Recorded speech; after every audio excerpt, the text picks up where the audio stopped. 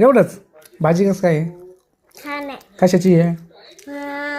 गाजर टाकलेलं आहे, वाटाणा टाकलेला आहे, फळा टाकलेला आहे, बटाटा टाकलेला आहे, वांग आहे, वांग आहे, वालाच्या शेंगा येतात, वालाच्या शेंगा आहे, डिंगरे येतात, भेंडे आहे, हरभरा आहे. हरभरा आहे, लय मोठ्या भाज्या येतात त्या सांगता पण येईना.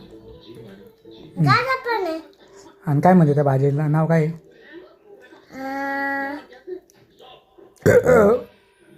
आधी मला खाऊ द्या. त्याला काय म्हणते?